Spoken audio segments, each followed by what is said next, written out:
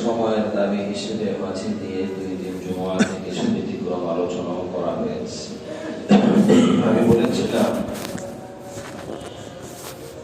পিতামাতার উপর যেমন সন্তানের উপর যেমন পিতামাতার অনেক হক আছে, পিতামাতার উপর সন্তানের অনেক হক আছে। আমাদের সমাজে সন্তানের হক নিয়ে আলোচনা কম হয়, পিতামাতার হক নিয়েই আলোচনা বেশি। অথচ আমার দৃষ্টিতে পিতামাতার চাইতেও সন্তানের হকের আলোচনাটা বেশি হওয়া দরকার। কেন? পিতামাতা যদি সন্তানের হক ঠিক মতো আদায় করে, আশা করা যায় ইনশাআল্লাহ সন্তান বড় হয়ে পিতামাতার হক ঠিক মতো আদায় করবে। আর পিতামাতা যদি সন্তানের হক ঠিক মতো আদায় না করে, দুনিয়ার স্বাভাবিক নিয়ম এটা, সন্তানও বড় হয়ে পিতামাতার হক ঠিক মতো আদায় করবে না।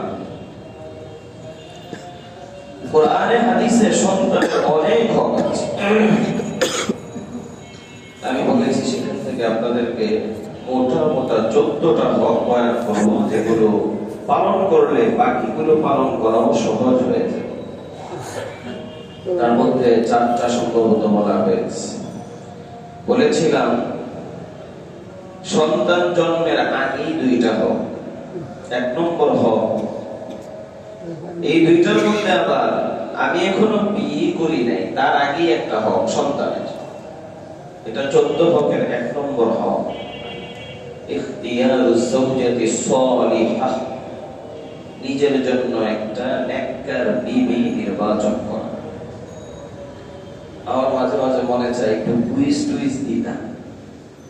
শেখ আহমদুল্লাহ সাহেব আর বিভিন্ন হযরতদের বয়ানে থাকে না যে এতদিন কি হকগুলো বলা হলো, কারা হকগুলো কমপক্ষে নামগুলো বলতে পারবেন, এরকম দ্বারা তাদেরকে পুরস্কৃত করা হবে, এরকম মনে চায় মাঝে মাঝে। কয়টা হক বলা হয়েছে? আপনারা তো নিয়মিতই মুসলিম, নিয়মিত আসেন, অনেকেই পারবেন না বলতে, এজন্য আবারও স্মরণ করিয়ে দিচ্ছি। আর 1 নম্বর হক বলেছি নিজের জন্য একটা নেককার বিবি নির্বাচন করা। কেন? মা যদি নেককার হয়, আশা করা যায় ইনশাআল্লাহ সন্তানটাও নেককার। 2 নম্বর হক, স্বামী স্ত্রীর সহবাসের সময় একটা দোয়া আছে, ওই দোয়াটা পড়া, এটাও সন্তানের হক। সহবাসের সময় যে দোয়া আছে এটা পড়া কার হক? অনেকেই জানে। এই বিষয়ে হাদিস আপনাদেরকে বলেছি, হযরত আব্দুল্লাহ বিন আব্বাস রাদিয়াল্লাহু তাআলা আনহুমা উনি বলেন, লাউ আন্না আহাদাকুম আতা আহলাহু, তোমাদের কেউ যখন বিবির কাছে মেলামেশা করার জন্য আসে, সহবাসের জন্য আসে, তারপরে ক্বালা, এই দোয়াটা পড়ে, বিসমিল্লাহি আল্লাহুম্মা জান্নিবনা শাইতান ওয়া জান্নিবিশ শাইতানা মা রাযাকতানা। বুখারীতে দোয়াটা এভাবেই আছে, অন্য কিতাবে কিছু ব্যতিক্রম আছে। আল্লাহর নবী বলে, এই দোয়া পড়ে যদি বিবির সাথে সহবাস করে, ফাকুজিয়া বাইনাহুমা ওয়ালাদ, আর এই সহবাসের বরকতে আল্লাহ যদি কোনো সন্তান দান করে, লাম ইয়াযুরহু শায়তান, এই সন্তানকে, এই বাচ্চাকে কোনোদিন ক্ষতিগ্রস্ত করতে পারবে না। এর মানে যদি দোয়া না পড়ে, তাহলে শয়তান বাচ্চাকে ক্ষতিগ্রস্ত করতে পারবে। তাহলে বাবা মাই তো শয়তানকে বাচ্চার বিরুদ্ধে সহযোগিতা করে দিল। এখন আমাদের অনেকের হালত এমন, বাচ্চা হয়ে গেছে 8টা 10টা 12টা, আজও পর্যন্ত এই দোয়াটা পারি না। বলেন তেমন আছে না নাই? আমরা প্রথম দিনই বাচ্চার হক নষ্ট করছি, বাচ্চা বড় হয়ে আমার হক কি আদায়? যেহেতু বিস্তারিত বলেছি, এই জন্য আবার পুনরায় কথাগুলো বিস্তারিত বলতেছি না। জন্মের আগে 2টা হক, জন্মের পর 12। তার মধ্যে প্রথম হক হলো আল আযান ফি উযুনিল ওয়ালাদ, বাচ্চার কানে আযান দেওয়া। বাচ্চার কানে কি দেওয়া? 2 নম্বর হক ছিল আত-তাহনীক, কোন বুজুর্গের থেকে একটু খেজুর চাবাইয়া বাচ্চার মুখের তালুতে লাগায় দেওয়া। বলেন মুখের কোথায় লাগায় দেওয়া? তালুতে। 3 নম্বর হক, বাচ্চার জন্য বরকতের দোয়া করা। বরকতের দোয়া কিসের দোয়া সম্ভবত এই পর্যন্তই বলা হয়েছে। মোট 5টা হকের কথা বলা হয়েছে। আকিকার কথা বলা হয়েছে। 4 নম্বর হক বাচ্চার কি করা? আকিকা। 5 নম্বর হক বাচ্চার একটা সুন্দর নাম রাখা। এটা বলা হয়েছে না, এটা বলা হয় এখান থেকে হবে না। আত-তাসমিয়াতু বিসমিন হাসান, বাচ্চার একটা সুন্দর নাম রাখা। বাড়ি লিখে ফেলবেন এই কথাগুলো, আর আমার রেকর্ডে রাখবেন, যেন শুনে শুনে পরবর্তীতে এগুলো আমল করতে পারেন, আয়ত্ত করে নিতে পারেন। বিভিন্ন মাহফিলের মধ্যে আমি এই বিষয়ে আলোচনা করি। গত বছর নেত্রকোনা এক মাহফিলে এই বিষয়ে আলোচনা করেছিলাম।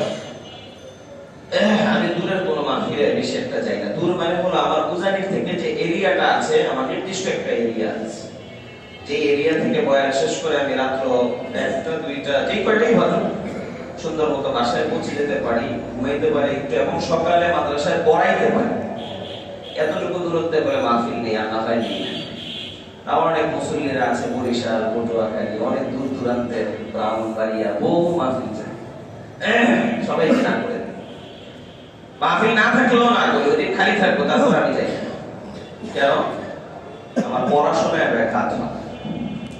তো নেত্রকোনায় গত বছর একটা মাহফিলে যেতে বাধ্য হয়েছিলাম। ওই লোকটা উজানি মাহফিলে গিয়েছিল গত বছরের আগের বছর। উজানি মাহফিলে আমি বয়ান করেছি প্রথম দিন আসরের আগে। আমরা তো ওখানে শিক্ষক উস্তাদ, সেই হিসেবে আমাদেরকে তো একেবারে মূল সময় বয়ান দেওয়ার কোনো কারণই নেই, কারণ আমরা ঘরের মানুষ। বাহিরের হযরতরা আসবেন, ওনারা মূল সময় বয়ান করবেন। আসরের পরে, আসরের আগে না, আসরের পরে বয়ান করেছি। তো এই লোকটা বয়ান শেষ হওয়ার পর সাথে সাথে আমার রুমে আসছে। আয়েশা আমাকে বলল, হুজুর আমার নেত্রকোনা একটা মাহফিল, ওখানে ফরিদউদ্দিন আর মুবারক সাহেব, আপনি আপনারা দুইজন যাবেন, একটু কষ্ট করে আপনি তারিখটা লিখতে হবে। গত বছরের ডিসেম্বরের 19 তারিখ মাহফিলটার দাওয়াত সে দিচ্ছে আরো প্রায় 1 বছর আগে। আমি বলছি যে না যাবো, খুব রিকোয়েস্ট, আমি বলছি যে না যাবো, আমি দূরের মাহফিলে যাই। অন্য কোনো কারণ নেই, আমার পড়াশোনায় ব্যাঘাত হয়, শরীরের উপর অনেক চাপ হয়, আমি যাবো। পরে আমার কথা এলে বুঝে একজন বক্তা, আপনি ক্রিয়া করেন, কি করেন? আসেন তো যে মাহফিলে 2 দিন বেঁচে আসি, দিন বয়ান শুনেন, অনেক হুজুররা এখানে বয়ান করবে, যাকে পছন্দ হয় সে আমার বলবে, আমি তারই ব্যবস্থা করে দেবো, বা আপনি তার ব্যবস্থা করে নিয়ে। সে আমার কথা মানছে, চলে গেছে। পুরো 2 দিন বয়ান শুনি না, দ্বিতীয় দিন রাতের বেলা মাঝামাঝি শেষ সময় আমার কাছে আবার আসছে। আয়েশা কয়, হুজুর 2 দিন বয়ান শুনছে, আপনি যেতে আমার তো মাথা পুরাই নষ্ট। বারবার এমন ভাবে ধরা শুরু করছে, পরে আমি ভয় পেয়ে গেছি। ভয় মানে আল্লাহর ভয়, যে মানুষ দ্বীনের কারণে কিছু দ্বীনের কথা শোনার জন্য এত আগ্রহ করছে, আর আমি তাকে বারবার ফিরেই গেছি, আল্লাহ যদি নারাজ হয়, আল্লাহ যদি অসন্তুষ্ট হয়। যাই হোক, মাহফিলটা নিলাম, অনেক কষ্ট হয়েছে। গত বছর একেবারে দাঙ্গা হাঙ্গামার সময় ছিল। আমি ওই দিন কি জানি হরতাল চলতেছিল, মঙ্গলবার ছিল মাহফিল, যার কারণে সোমবারে রওনা হয়েছে। সোমবারে রওনা হয়ে মঙ্গলবার রাতে মাহফিল শেষ করে এসেছি। এই তো জীবনের শুরু, এই জীবনের শেষ, এই নিয়ত করেই গেছি, আর জীবনও যাইতাম না। একবার যাওয়ার পরে বয়ান শেষ করলাম, পরের দিনের কি যে শুরু করবো, এখনো রেকর্ড গুলো আমার কাছে আছে। হুজুর আর জীবনও বলতাম না, আরেক বছর শুরু, আরেক বছর মানে কোন দিন যাবে, আজকে আজকে আজকে আবার যখন বয়ান শেষ করে নেত্রকোনা। তো ওখানেই সন্তানের হক নিয়ে আলোচনা করেছিলাম। আমাকে বলছে, হুজুর প্রত্যেকটা মানুষ এত বেশি প্রভাবিত হয়েছে, লিখে রাখছে। আর সবাই বলেছে আমাদের তো আমলগুলো নাই, আমরাই তো সন্তানের হক নষ্ট করেছি, তাহলে সন্তানের থেকে ভালো আশা কি করি? আগে তো সন্তানের হক ঠিক মতো আদায় করতে হবে। এজন্য প্রয়োজনে নোট রাখেন, নোট। আর হাসির কথা, আজকে একটা দোয়া চাই কোন মুখে, আজকের বয়ান শোনার পর আর জীবনও দাবি না করে, এটা লিখে দোয়া করে দেন। মহা চিন্তায় আছে, ওখানে গেলে বহু পেরেশানি, পুরা 24 ঘন্টা সময় শেষ হয়ে যায়। উজানি থেকে ফজরের পর রওনা হলাম, মাহফিল শেষ করবো, আমার তো প্রধান বক্তা, বয়ান শেষ হতে হতে 12টা, আবার ফিরতে ফিরতে কালকে সকালও হবে না, আরো পরে। এইভাবে পেরেশানি। আপনারা মনে করেন যে বক্তারা মনে হয় কত মজা, খালি গাড়িতে ঘুরে, কত দামি দামি গাড়ি, কয়েকদিন চলে আমাদের সাথে 2-1 মাঝে মাঝে যায়, ওই 2-1 দিনে বেউসে উঠে যায়। হুজুর আপনারা চলেন কেন? তো আল্লাহ চালাই জন্য চলে। আল্লাহ যাকে দিয়ে দ্বীনের কাজ দিবে তাকে চালানোর, যাকে চালাবে খুব বেশি মজা না। অনেকে মনে করে হুজুরদেরকে বয়ান শেষ হওয়ার পরে পকেটে কিছু ঢুকায় দেয়, মনে হয় যেন অনেক কিছু দিয়ে ফেলেছে। আমাদেরটা বলছি না, আমাদের হালত তো হলো আল্লাহর মেহেরবানি, জীবনে কোনোদিন তাকাইও না ওটার দিকে, কে দিয়েছে না দিয়েছে ওটাও দেখি না। বহু জায়গায় নিয়ে জুলুম করে, জুলুম ভাড়াও দেয়, কিন্তু পরের বছর টাকলে আবারও যাই। কেন? আমি তো সেটার জন্য যাই নাই, আমি তো গিয়েছি দিনের কথা পৌঁছানোর। কোন জায়গায় গেলে দেখা যায় ভাড়াও নাই, কোন জায়গায় গেলে দেখা যায় বহু বেশি, বহু বেশি। কোনটাই তো আমার নিয়তে নাই। আল্লাহ যাদের নিয়তে, যাদের দিলে যেভাবে দিয়েছে তারা সেভাবে দিয়েছে, দিলেও আছে না দিলেও আছে। আমার তো ওটা কাম না, আমার কাম মানুষের কাছে দিনের কথা পৌঁছানো, আমি পৌঁছাই দেবো, শেষ। অনেকে মনে করে কিছু হাদিয়া টাদিয়া দেয়, তখন এখন যেন হুজুরের বহু কিছু দিয়া ফেলেছে। এই বিষয়ে একটা হাদিস আপনাদেরকে শোনাই। এই বিষয়ে হয়তো আগেও হাদিসটা শুনিয়েছিলাম। আমি কিছু আমলের কথা আপনাদেরকে বলেছিলাম যে আল্লাহর নবীর সাথে একসাথে জান্নাতে থাকতে হলে কিছু আমল আছে। তার মধ্যে একটা আমল হলো নবীর উপর বেশি বেশি দুরূদ পড়া। বলে বেশি বেশি কি পড়া? দুরূদ পড়া। তো দুরূদ পড়বো কোনটা? আমি তো এটা নিয়েও বহু ঝামেলা, বাজারের ভিতরে দুরূদের কোনো অভাব নাই, অনেক প্রকারের দুরূদ পাওয়া যায়, পড়বো কোনটা? আমি আমার খুতবার মধ্যে দুরূদে ইব্রাহিমি ছাড়া অন্য কোনো দুরূদ পড়ি না। আমার মুসল্লিরা যেহেতু জেনে ফেলেছে, এজন্য আমার মুসল্লিরা পড়ে, কিন্তু অন্যান্য জায়গায় বহু পেরেশান। তা আমি বলি এই জায়গায় আগে একটা স্লোগান আমরা শিখবো, সেটা হলো দুরূদ পড়বো ওটা নবী শিখাইছেন যেটা। বলেন দুরূদ পড়বো ওটা নবী কোনটা শিখাইছে। হাদিসের প্রথম অংশটা হলো আমার শোনানোর উদ্দেশ্য, তারপর পুরোটাই শোনাই দিব, যে হাদিস বলে দিয়েছি। বুখারী শরীফ হাদিস নাম্বার 3370, হাদিসের বর্ণনাকারী হযরত আব্দুর রহমান বিন আবি লাইলা, একজন তাবিঈ।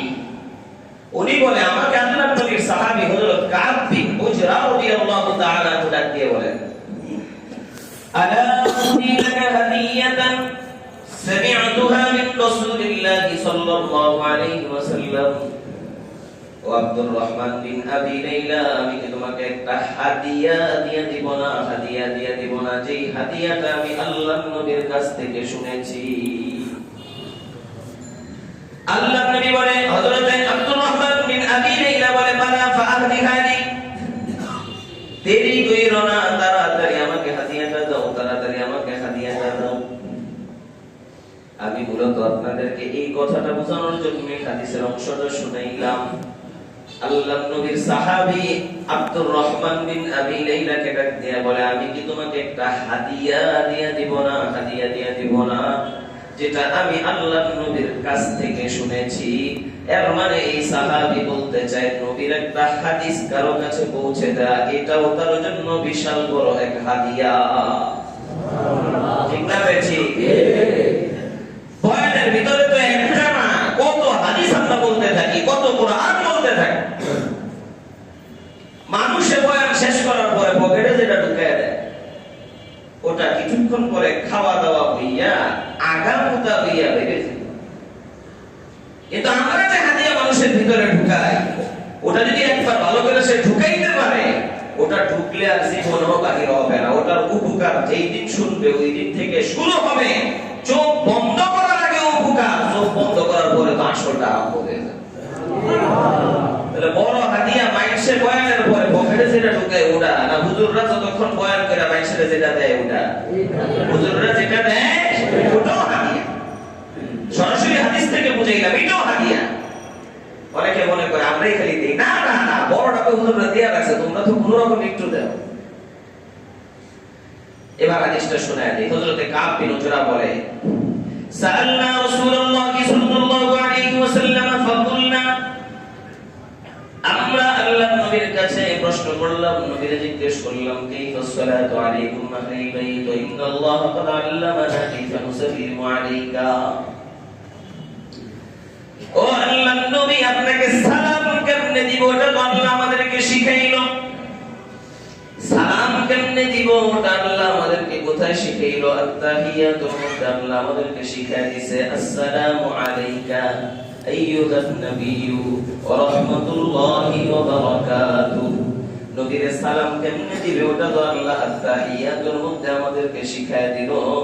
কিন্তু আপনার উপর দরুদ কেমনে পড়বো, আপনার পরিবারের উপর দরুদ কেমনে পড়বো ওটা আল্লাহ আমাদেরকে শিখায় নাই, ওটা আপনি আমাদেরকে শিখাইয়া দেন। আল্লাহ নবী বলেন কুলু, তোমরা বলো আল্লাহুম্মা সাল্লি আলা মুহাম্মাদ ওয়া আলা আলি মুহাম্মাদ কামা সাল্লাইতা আলা ইব্রাহিম ওয়া আলা আলি ইব্রাহিম ইন্নাকা হামিদুম মাজিদ। আল্লাহুম্মা বারিক আলা মুহাম্মাদ ওয়া আলা আলি মুহাম্মাদ কামা বারাকতা আলা ইব্রাহিম ওয়া আলা আলি ইব্রাহিম ইন্নাকা হামিদুম মাজিদ। পারি না? পারি না? যেটা পারি ওটা বলি না, আর যেগুলো মানুষে বানাইছে ওগুলো খুব ভালো লাগে। আমি বলি আমার মুসল্লিরা তো মাশাআল্লাহ বুঝে ফেলেছে, যার কারণে আমি দুরূদ পড়ার সাথে সাথে পড়া শুরু করে দেয়। মাহফিলের রাত আর অভ্যস্ত না, এরা কেউ পড়ে না। তো মাহফিলে আমি মাঝে মাঝে বুঝাই একটা কমন দুরূদ আছে, ওটা যদি আমি হুদাও টান দিই এখন সবাই পড়া শুরু করে আল্লাহুম্মা। আমি তো পড়া নিয়ে তো বলি নাই, পড়া ছাড়াই টান দিছি, এমনি টান দেওয়া শুরু করছে সব। আমি বলি মানুষের শিখানো দুরূদ যদি সর্বদিক থেকে পড়া জায়েজ হয়, ওটাকে একবার না, হাজারবার না, লাখবার না, কোটিবার না, আরো বেশিও যদি কেউ পড়ে, সেটাকে যদি এক পাল্লায় রাখা হয়, নবীর শিখানো দুরূদটাকে কেউ যদি মাত্র একবার পড়ে, সেটাকে যদি আরেক পাল্লায় রাখা হয়, তাহলে নবীর শিখানো দুরূদের পাল্লাই বাড়ি হয়ে যাবে। এজন্য স্লোগান মনে রাখতে হবে, দুরূদ পড়বো ওটা নবী শিখাইছে। একবারই পড়ি সমস্যা নেই, হাজারবারের চাইতে বেশি সওয়াব হবে। তারপর আমার মতো যদি উদাসীন প্রকৃতির হয়, এত লম্বা দুরূদ শুরু করলে মাথা নষ্ট ভুলে যায়, কিন্তু আবার শেষ হয়েছে মনে হয় না, তাহলে কি করবেন? তাহলে পড়েন সাল্লাল্লাহু আলাইহি ওয়াসাল্লাম, সাল্লাল্লাহু আলাইহি ওয়াসাল্লাম, সাল্লাল্লাহু আলাইহি ওয়াসাল্লাম, সাল্লাল্লাহু আলাইহি ওয়াসাল্লাম, সাল্লাল্লাহু আলাইহি ওয়াসাল্লাম। বেশি বেশি পড়ব তো ইনশাআল্লাহ। এটা তো প্রসঙ্গ কথা আসলো, মূল কথা আমার এটা ছিল না। ওই যে হাদিয়ার কথা বলতে গিয়ে কথাটা এখানে চলে আসছে। আমি যে বিষয়টা আপনাদেরকে বলছিলাম, পিতামাতা সন্তানের হক ঠিক মতো আদায় করা দরকার। এগুলোকে প্রয়োজনে লিখিতভাবে লিপিবদ্ধ করে রাখা দরকার। ৫ নম্বর হক হলো সন্তানের একটা সুন্দর নাম রাখা। বলেন কেমন নাম রাখা? শুআবুল ঈমান লিল বাইহাকি হাদিস নাম্বার 8658। হাদিসের বর্ণনাকারী হযরত আব্দুল্লাহ বিন আব্বাস রাদিয়াল্লাহু তাআলা আনহুমা উনি বলেন ক্বালু ইয়া রাসূলুল্লাহ ক্বাদ আলিমনা মা হাক্কুল ওয়ালিদি আলাল ওয়ালাদ ফামা হাক্কুল ওয়ালাদি আলাল ওয়ালিদ। সাহাবারা আল্লাহর নবীর কাছে জিজ্ঞেস করে, নবী আমরা খুব ভালো করে জানি সন্তানের উপর পিতামাতার কি কি হক আছে, সন্তানের উপর পিতামাতার কি কি হক আছে খুব ভালো করে জানি, কিন্তু পিতামাতার উপর সন্তানের কি কি হক আছে এটা আমরা জানি না। আপনি একটু আমাদেরকে বলে দেন সন্তানের পিতামাতার উপর কি কি হক আছে। আল্লাহর নবী বলে আইয়ুহসিনা ইসমাহু আইয়ুহসিনা আদাবাহু। পিতামাতার উপরে সন্তানের হক হলো পিতামাতা সন্তানের একটা সুন্দর নাম রাখতে হবে, সন্তানের শিক্ষা দীক্ষাটা সুন্দর দিতে হবে। পিতামাতা যদি সন্তানের নাম সুন্দর না রাখে, হাসরের মাঠে এই সন্তান সকলের সামনে অসম্মান হতে হবে, সকলের সামনে বেইজ্জত হতে হবে। শুআবুল ঈমান লিল বাইহাকি হাদিস নাম্বার 8633। হাদিসের বর্ণনাকারী হযরত আবু দারদা রাদিয়াল্লাহু তাআলা আনহু বলেন قال رسول الله صلى الله عليه وسلم রাসূলুল্লাহ সাল্লাল্লাহু আলাইহি ওয়াসাল্লাম বলেন إنكم تدعون يوم القيامة بأسمائكم وأسماء آبائكم فأحسنوا أسماءكم কিয়ামতের দিন তোমাদেরকে তোমাদের নাম নিয়ে ডাকা হবে, তোমাদের বাপ দাদাদের নাম নিয়ে ডাকা হবে। সুতরাং তোমরা তোমাদের নামগুলো সুন্দর নাম রাখো। বলেন না কেমন নাম? আজকাল আমাদের বাবা মারা আধুনিক নাম তালাশ করতে গিয়ে এমন এমন নাম রাখে যেটা ভালো অর্থ বের হওয়া তো দূরের কথা, নামটা সুন্দর হয় না। নাম রাখে টল্টু, জল্টু, বল্টু, বিন্টু, মিন্টু, এগুলো না। টল্টু মিয়া নাম কি? হুজুর টল্টু, হুজুর একটা ভালো নাম আছে, সেটা কি? সেটা হলো আব্দুল্লাহ। আমাদের সমাজে দুইটা নাম আছে, একটা হলো ডাক নাম আর একটা হলো আসল নাম। ডাক নামটা বসা, আসল নামটা পালা। ঠিক না বেঠি? তো আসল নাম কি করে? জল্টু মিয়া তোমার নাম? হুজুর জল্টু। হুজুর একটা ভালো নাম আছে, সেটা কি? আব্দুর রহমান। আর আপনাদের আয়েশা মসজিদে আসলাম আর এই এলাকায়, ভাই আপনারা কেউ আব্দুল্লাহ চিনেন? কেউ ছিলেন? ছিলেন না? ওই যে গুলিস্তানে ওই ভর্তিতে কি কি কাম করে, কারে টলটুনি এত করে না চিনছি। জিজ্ঞেস করলাম আব্দুর রহমান রে চিনে? কেউ ছিলেন না। আমি বুঝে সদরঘাট কি কি কাম করেছে না, কারে জলটুনি এতক্ষণে না চিনছি। এই কয়েকজন মানুষের তারে আব্দুল্লাহ আব্দুর রহমান নামে চিনে না। আসলের মাঠের কোটি কোটি মানুষে, অসংখ্য অগণিত মানুষে তারা এই নামে চিনবো। আল্লাহ ঠেকা পড়ছে তারে কইব আব্দুল্লাহ দ্বারা, আব্দুর রহমান দ্বারা। সেখানেও তো আল্লাহ এই কথা বলবে, এই টল্টু দ্বারা, এই জল্টু দ্বারা, এই বল্টু দ্বারা। ওই দিন কেমন অসম্মান হবে চিন্তা করে দেখে। এখন তো বড় হয়ে গেছেন, কি নাম আপনার বাপ মায়ের রাখছে, আপনি তো আপনি জানেন এটা ভালো না খারাপ। আমি মজা করে বলি আর কি, আপনার নামটা কি আসলে সুন্দর না বান্দর? যাচাই বাছাই করেন, যান একজন হুজুরের কাছে। হুজুর যদি কয় মাশাআল্লাহ নাম সুন্দর আছে, ভালো আছে, ভালো। আর যদি হুজুর বলে নামটা তো বান্দর, ভালো না, তাহলে প্রথমে মনে দিকটা আনবেন, বাবা মা ওয়াকাদাই করে নেয়। এখন কি করবেন? আল্লাহর নবীর হাদিস থেকে বোঝা যায়, কারণ নাম যদি খারাপ হয়, বড় হওয়ার পরেও এই নাম পরিবর্তন করে ফেলা, এটা আল্লাহর নবীর সুন্নাত। আল্লাহর নবীর বিবির নাম ছিল বাররা। সামনে এসে কি শুরু করছে?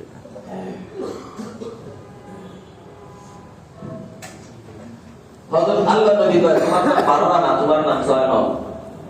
এরপর থেকে নাম হয়ে গেল জয়নব। এই নামই সবাই চেনে, আগের নামে কেউ চেনে। আরেকজন সাহাবী যার নাম হলো হাসান। হাসান, হাসান মানে পেরেশানি। বলেন হাসান মানে কি? অর্থটা কি? ভালো না খারাপ? খারাপ। আমরা বাংলায় একটা কথা বলি, নামেও যেমন কামেও তেমন।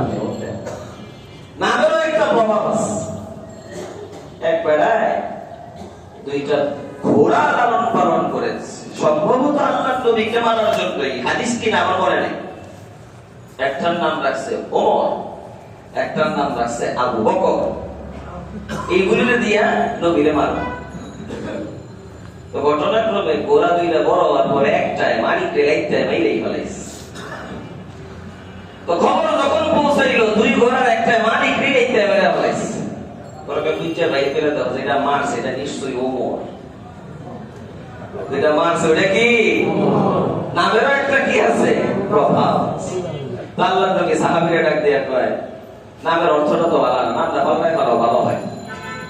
নবী তাকে আদেশ করেন নাই, পরামর্শ দিয়েছে। তোমার রাখতে হবে, নবী পরামর্শ দিলে সেটা পালন করা ফরজ না, চাইলে করতেও পারে, নাও পারে। এক সাহাবিয়া যার নাম হযরত বারিরা রাদিয়াল্লাহু তাআলা আনহা, একটা সময় দাসী আর বান্দি ছিল, অনেক সুন্দরী নারী। তার জামাই মুগীস, সে ছিল গোলাম, একেবারে কাইলা ভূত। বউ তো হইল খুব সুন্দরী, আর জামাই হইল কারি কালা। ইসলামের বিধান হলো, কোন বান্দি দাসী যদি মুক্ত হয়ে যায়, আজাদ হয়ে যায়, এখন তো আর বান্দি দাসীর প্রথা নাই, তো মুক্ত হয়ে গেলে তার স্বাধীনতা আছে, চাইলে সে এই স্বামীর সংসার করতেও পারে, চাইলে এই স্বামীর সংসার নাও করতে পারে। হযরত বাড়িরা যখন মুক্ত হয়ে গেল, এখন তো তারও সেই স্বাধীনতা আসছে, এই স্বামীর সংসার করতেও পারে নাও পারে। হযরত বাড়িরা সিদ্ধান্ত নিয়েছে, আমি এই স্বামীর সংসার করতাম না, আমি এই স্বামীর সংসার করব না। বড় মজা করে হাদিসের কিতাবে ঘটনা উল্লেখ করেছে। সাহাবায়ে কেরাম বলে, আমরা দেখি বাড়িরা সামনে দিয়ে হাইটা হাইটা যায়, আর মুগিস তার জামাই পিছে দিয়ে হাইটা হাইটা যায়। দাড়িগুলো বড় বড়, চোখ দিয়ে টপ টপ করে পানি পড়ে, দাড়ি বেয়া বেয়া পানি পড়ে। আর মদিনার গলিতে গলিতে ওই বাড়িরার পিছে পিছে আনারটা, বাড়িরা বাড়িরা আমার সেইরা যাইস না। আল্লাহর নবী কয়, দেখছো নি জামাই বউরে কি পরিমাণ ভালোবাসে, বউ জামাইরে কি পরিমাণ অপছন্দ করে। তো নবী বাড়িরা ডাকতে, একটা বাড়িরা ঠেকটা গেলে হয় না এই জামাইয়ের কাছে। হযরত বাড়িরা তো নবীর সব জানে, সব বুঝে, নবীর কোন কথাটা আমার মানা আবশ্যক আর কোনটা মানা আবশ্যক না, করলে ভালো না করলেও সমস্যা নেই, খুব ভালো করে জানে। তো নবীকে জিজ্ঞেস করে, আপনি কি আমার আদেশ করেন না পরামর্শ দেন? দুইটা শব্দের পার্থক্য বুঝেননি আপনারা? আপনারা কি, আপনি কি আমাকে আদেশ করেন না পরামর্শ দেন? আল্লাহর নবী বলে, পরামর্শ দেই, আদেশ না। পরামর্শ দেই কিনা? হযরত বাড়িরা পরামর্শ দিলে এই জামাই সংসার করতাম না, এটাই সিদ্ধান্ত। আদেশ করলে করব, বাকি পরামর্শ দিলে আমি এই জামাই সংসার করব। অনেকে পরামর্শ আর আদেশ দুইটার মধ্যে পার্থক্যই বোঝে না। একসাথে বসেছে অনেকে, একটা পরামর্শ দিচ্ছে। পরামর্শ যে কেউ যে কোনো ধরনের দেওয়ার অধিকার আছে, তো সে মনে করে এটা তার আদেশ করতেছে না, এটা তার পরামর্শ। এবার সেটা সে মানতেও পারে, নাও পারে। যাই হোক, এটা পরামর্শ আর আদেশ দুইটার মধ্যে পার্থক্য বোঝানোর জন্য বললাম। আল্লাহর নবী ওই সাহাবীরে ডাক দিয়ে কয়, নামটা পাল্টায় ফেলাও। নামের অর্থ হইল পেরেশানি। নামের অর্থ কি? তো সাহাবী তো বুঝতে পারছে এটা তো আদেশ না, পরামর্শ। তো নবীরে কয়, নবী থাক, বাপে যে নাম রাখছে ওটা পাল্টাইতাম না, যা আছে তাই থাক। তো এই বংশে একজন বড় মানের মুহাদ্দিস তৈরি হয়েছে, যার নাম হযরত সাঈদ ইবনুল মুসাইয়্যিব রাহিমাহুল্লাহ। উনি বলে, আমার দাদা পরদাদার নাম ছিল হাসান। হাসান হাসান মানে পেরেশানি।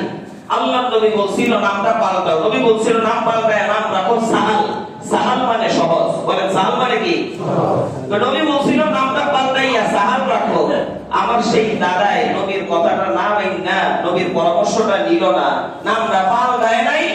আজও পর্যন্ত আমাদের বংশের থেকে পেরেশানিও দূর হয় নাই। বলেন নামের একটা প্রভাব আছে না নাই?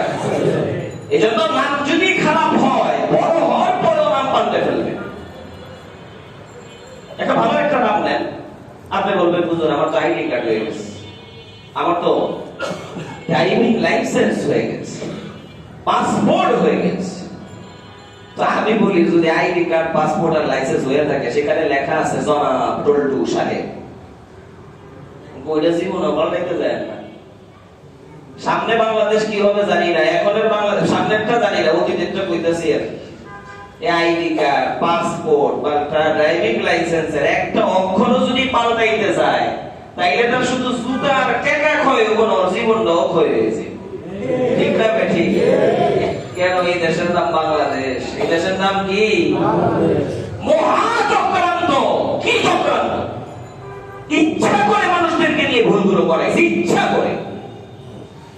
আমি যখন আইডি কার্ড করি মাদারীনগর মাদ্রাসায়, তখন আমি পড়ি, তাই বললাম কোনো ঝামেলা নাই তো, এই জায়গাতে করলে কোনো পেরেশানি নেই। আমার দেশের বাড়ি চাঁদপুর, ফরিদগঞ্জে, কোনো সমস্যা নেই, করেন করেন করেন, কোনো সমস্যা নেই, সব ঠিক, খালি করেন করেন করেন করেন করেন।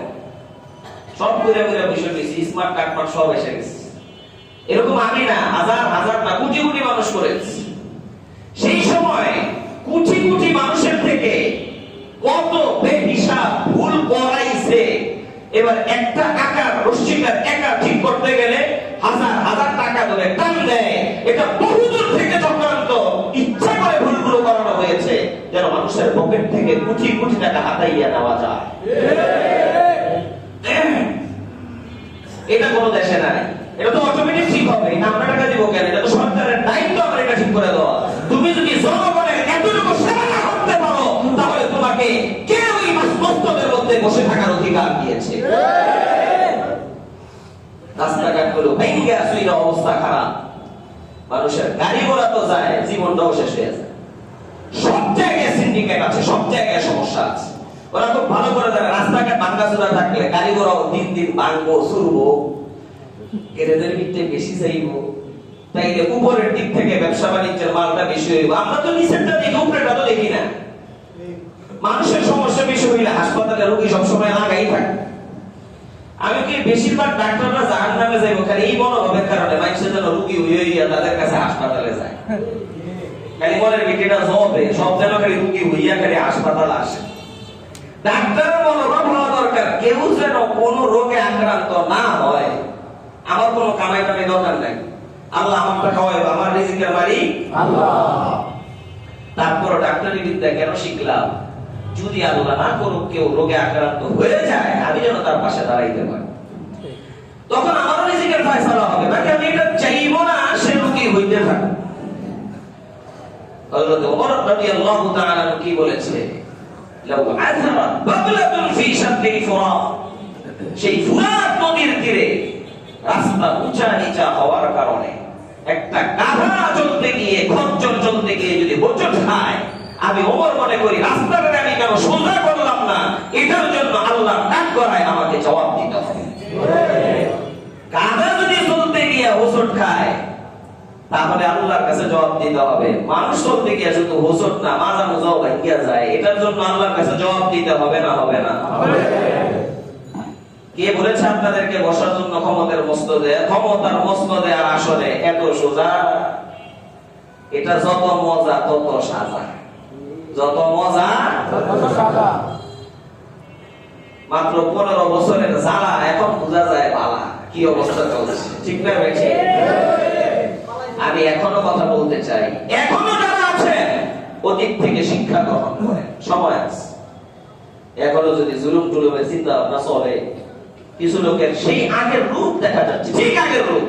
চান্দা আগের মতোই হয়, চাঁদাবাজি আগের মতোই, সন্ত্রাসী আগের মতোই, জুলুম আগের মতোই। তবে আগের চেহারাটা ছিল কোন অন্য দলের চেহারা, এখন হয়ে গেছে ভিন্ন আরেক দলের চেহারা। কাজ একটাও ভালো দেয় নাই, খালি ব্যক্তি ভালো হয়ে গেছে।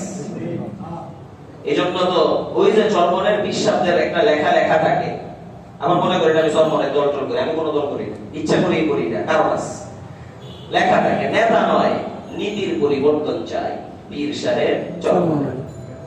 তো নেতা নয় কিসের পরিবর্তন চাই?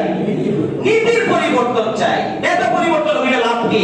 হাসিনার মতো এক জালেম দূর হবে, আবার হাসিনার চাইতে আরেক বড় জালেম ঠিক বসে যাবে যদি নীতি পরিবর্তন না হয়। এজন্য আমরা বলি নেতা নয় নীতির পরিবর্তন করো, কোরআন হাদিসের বাংলাদেশ গড়ো, ইনশাআল্লাহ কোন জুলুমের অস্তিত্ব বাংলাদেশে থাকবে না। একমাত্র বৈষম্যহীন রাষ্ট্র দিতে পারে যেই জিনিসটা, তার নাম আল কোরআন। বলে তার নাম কি? এই জন্য কোরআন হাদিস অনুযায়ী সংবিধান করার চেষ্টা করা দরকার। কোথেকে কোথায় চলে গেলাম, আইডি কার্ডের ভিতরে নাম উঠে গেছে টুলটুনিয়া, জুলটুনিয়া। এখন তো বাংলা নাম রাখছে, এখন এটা আইডি কার্ডে পাল্টাই তো না, আমি কই না ভাই যাই না পাল্টাই, এটা তো বাংলাদেশ। আপনি যে টলটু এটা তো ভুলতেন না জীবন, মনে তো থাকবই। তো বিদেশে গেলে টলটু নামেই যাই, আইডি কার্ডের কাম টলটু নামেই কইলেন। তবে এলাকার মানুষকে বলে দিবেন ভাই আমার এই নামটা ভালো না, আমি একটা ভালো নাম এখন নিয়েছি, আপনারা এখন থেকে আমাকে ভালো নামে ডাকবেন। মানুষকে বলে দিবেন, এবার কেউ ডাকলে ডাকবো, না ডাকলে নাই, আপনার দায়িত্ব আপনি পুরা করলেন। আমার জানা আছে এই তালতলা বান্ডারের দিকে একজন ব্যবসায়ী, তার নাম হলো সজীব। নাম কি? বেশি ভালো নাম না, এটা বিশেষ কোনো অর্থ নাই। তো একজন হুজুরের কাছে গেছে, হুজুর কাছে ঠিক আছে নাম সে পাল্টাইতে চাচ্ছে, হুজুর বলছে তাহলে তুমি তোমার নাম রেখে দাও সাজিদ। কাছাকাছি, একবারে কাছাকাছি, সজীব সাজিদ। তো আরবি বললাম আর কি, তো বাংলাতে কইলে কয় সাজিদ, কয় সাজেদ। নাম রেখে দাও সাজিদ। সাজিদ মানে সেজদাকারী, সাজিদ মানে কি? তো নাম পরিবর্তন করে ফেলবে। একটা হকের কথাই বললাম, পিতা মাতার হক হলো সন্তানের একটা সুন্দর নাম রাখা। যদি এখন বড় হয়ে গিয়ে থাকে আর নামটা এখন ভালো না, খারাপ নাম, তাহলে চেষ্টা করবে এই নামটা পরিবর্তন করে ফেলতে, মানুষকে বলে দেওয়ার জন্য ভাই তোমরা আমাকে এখন থেকে এই নামে ডাকবা না, আমার ভালো নাম এটা। বড় হওয়ার পরেও নাম খারাপ হলে এটাকে ভালো নামে পরিবর্তন করে ফেলা আল্লাহর নবীর সুন্নাত। বলেন এটা আল্লাহর নবীর সুন্নাত। আল্লাহ পাক আমাদেরকে সন্তানের প্রত্যেকটা হক ঠিক মতো আদায় করে আদর্শ পিতামাতা হয়ে দুনিয়াতে আখিরাতে 100 বার সুখ শান্তি সফলতা অর্জন করার তৌফিক দান করুন। আমিন ওয়া আখিরু